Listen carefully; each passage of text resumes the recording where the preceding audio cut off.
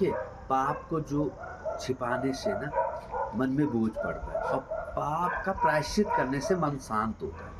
हमारे सनातन धर्म में भी पाप के प्रायश्चित कर लेने पर मुक्ति और आत्म शांति और मन की शांति का बात बोली जाती है। तो कैसे? हम बोलते हैं कि भई हमने सुना कि भई तुम गंगा जी में स्नान कर दो, तुम्हारे पाप धुल जाएँगे। अरे उसका मतलब सिंपल सा यह है कि जब कोई व्यक्ति पाप कर रहा है लेकिन उसको बहुत ग्लानि हो गई कि मेरे से ये गलती कैसे हो गई? मैंने ये गलत काम कैसे कर दिया?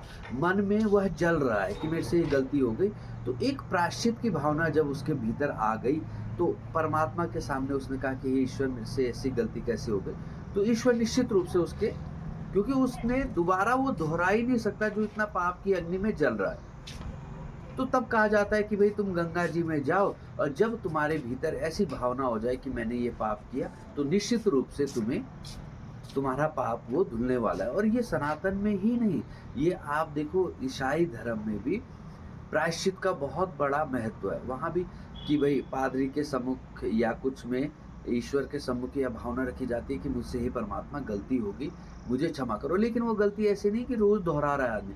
जब प्रायश्चित उस गलती का होगा, जब व्यक्ति के अंदर ऐसी मतलब उस गलती की भावना से उसका मन जलने लग जाए और इतना जला कि मैंने ऐसे गलत काम क्यों कर दिया और वह प्रायश्चित करे मतलब मेरे से ये गलती हो ही नहीं सकती, मैंने कैसे कर दी, आगे से मैं इसको नहीं दोहराऊँगा और किसी के मन को ठेस नहीं पहुँचाऊँगा। तो निश्चित रूप से परमात्मा उस गलती को क्षमा ही कर देने वाले हैं।